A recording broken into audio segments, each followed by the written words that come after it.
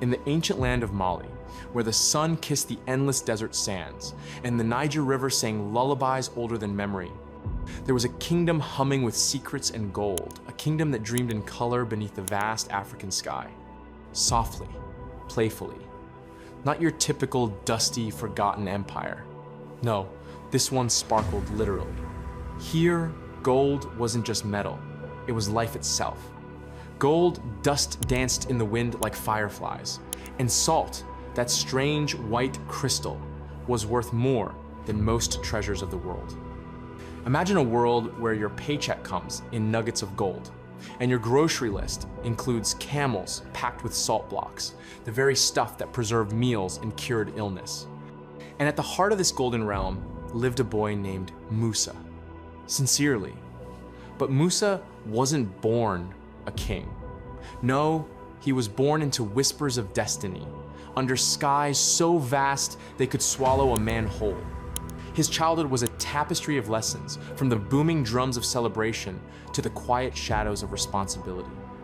His empire was young, forged by fire and will, and waiting for a leader who could crown it in glory. Whispering.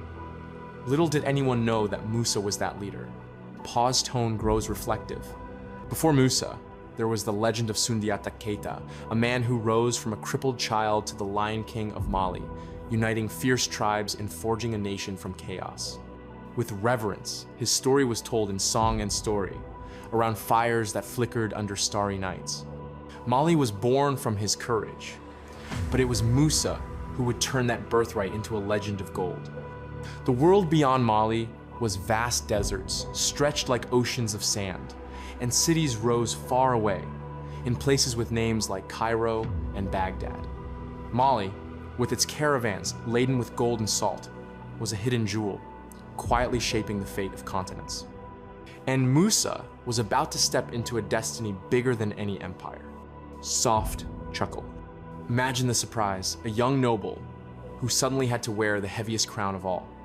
Not just a crown of gold, but one of expectations, of faith, and a future yet unwritten. Slow and deep. This is the story of Mansa Musa, the richest man who ever lived.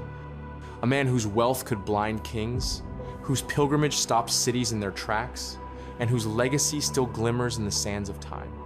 In the warm embrace of Mali's golden lands, under skies painted with shades of dawn, young Musa's world was alive with the hum of royalty and the quiet pulse of duty.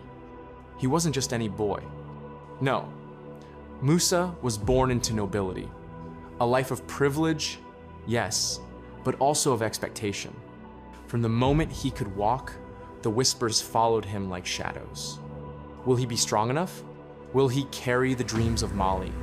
The palace was a world of contrasts. Outside, the marketplace buzzed with traders hawking salt, gold, ivory, and spices. Inside, the corridors echoed with stories, some old, some yet to be told.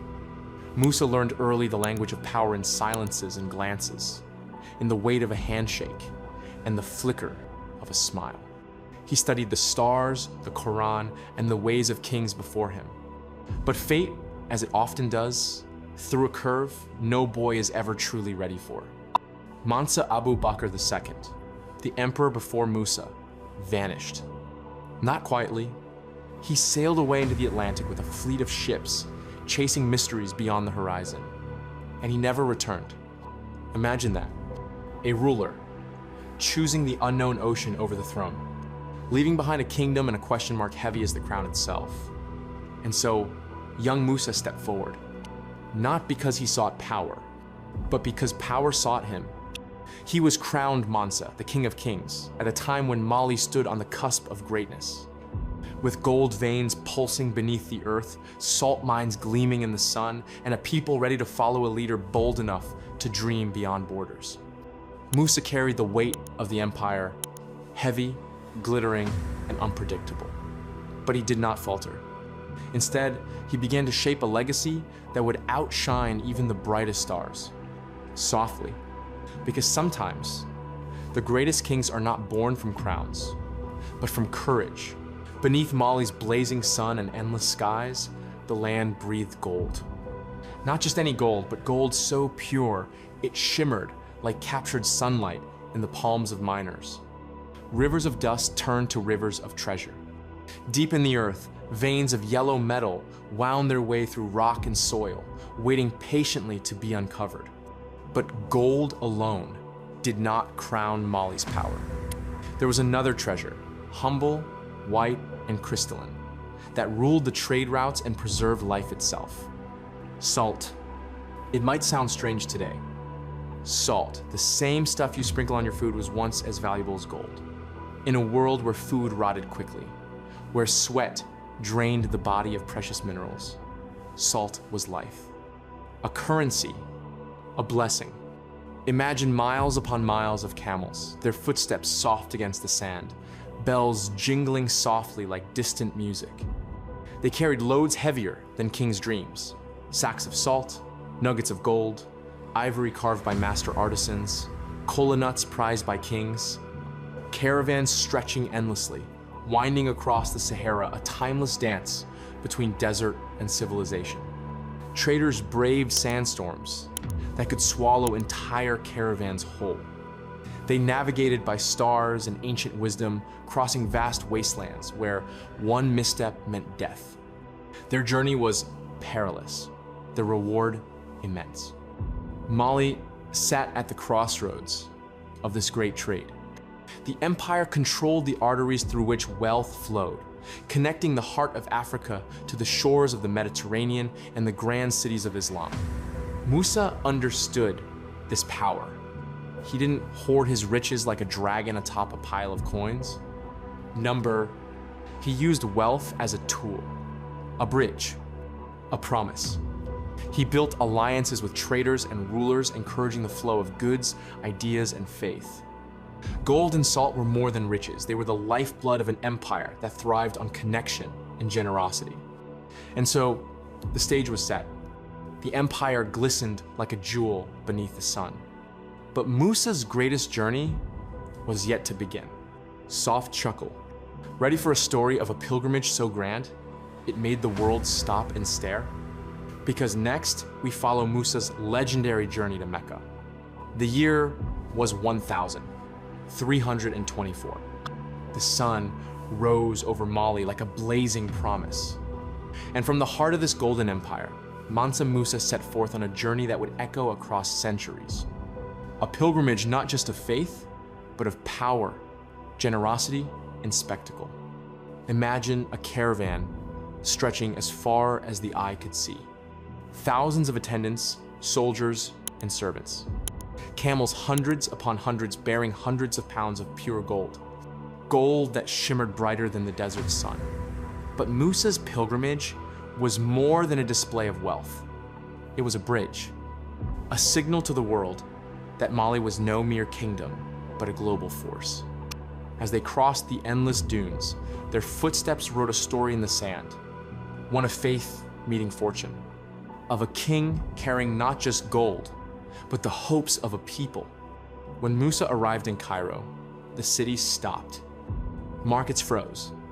Gold poured into the economy in such vast amounts that its value plummeted. Prices soared, then crashed. For years, the city felt the ripple of Musa's generosity. You could say he broke the bank. Literally, but beyond the economic chaos, Musa's pilgrimage was a beacon. It connected Mali to the vast Islamic world, opening doors for scholars, traders, and diplomats. He built mosques, gave alms, and inspired awe. His journey became legend. The richest man who ever lived, walking humbly in devotion. His caravan, a river of gold flowing across deserts and cities. And when he returned home, his empire was forever changed. Not just richer in gold, but richer in culture, knowledge, and faith.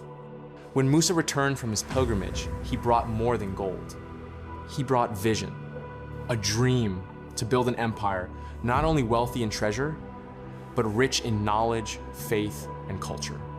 In the heart of the desert, where sand met sky, cities like Timbuktu began to bloom like desert flowers after rain. Once a quiet trading outpost, Timbuktu blossomed into a radiant center of learning, a sanctuary where scholars gathered from across continents. Mosques rose from the sands like pearls in the sun, their minarets piercing the sky, calling the faithful to prayer. And inside, libraries brimmed with manuscripts, works of philosophy, astronomy, medicine, and poetry. Musa's court welcomed poets and philosophers, mathematicians and astronomers, a place where ideas flowed like the mighty Niger River, deep, steady, and life-giving. Here, knowledge was treasured as much as gold, because Musa understood that wealth without wisdom was hollow. He built schools and universities, planting seeds that would grow into a golden age of African scholarship. His empire became a beacon, a bridge between Africa and the wider world. Traders brought stories and goods from distant lands. Scholars exchanged ideas that would shape cultures beyond the desert. Musa's legacy was not just measured in gold. It was written in the verses of poets, in the hands of scribes, and in the minds of thinkers. An empire where faith, wealth, and knowledge danced together beneath the African sun. And yet, even legends must face time. The golden age could not last forever. Even the brightest stars must one day dim. After Mansa Musa, the empire faced storms, internal struggles, shifting trade routes, and external pressures. The golden age slowly faded like the last rays of sunlight over the desert dunes. But Musa's legend did not fade. It grew, carried on the lips of storytellers, etched into the annals of history. Historians still marvel. Was he truly the richest man who ever lived? The answer dances just out of reach, lost beneath the sands, buried in gold, whispered in the winds. Numbers can't capture a wealth so vast it broke economies. A generosity so profound it stunned kingdoms. A faith so deep it inspired a pilgrimage that changed the world. Mansa Musa's story is more than riches. It is a story of vision, courage, and legacy. Of a man who rose from a desert kingdom to shine like the sun itself, whose name still glows as a beacon, reminding us all of what greatness truly means. So, the next time you hear tales of billionaires and empires, remember Mansa Musa, the emperor whose wealth was as vast as the Sahara, whose faith ran as deep as the mighty Niger River, and whose story still shines timeless and golden across the ages. In the ancient land of Mali, where endless golden sands meet vast skies, a kingdom of unimaginable wealth rose from the heart of Africa. An empire forged by fierce warriors, thriving traders, and a river that sang through the ages, the mighty Niger. And at the center of this story stood a man whose riches were said to rival the sun itself, Mansa Musa, the richest man to ever walk the earth. If you enjoyed this journey into the life of Mansa Musa, the richest man who ever lived, don't forget to hit that like button. It really helps us bring more amazing stories like this to you. And if you haven't already, be sure to subscribe and ring the bell so you never miss an epic tale from history's hidden corners. Got a favorite historical figure you want us to explore next? Drop it in the comments below. We love hearing from you. Thanks for watching, and see you in the next adventure.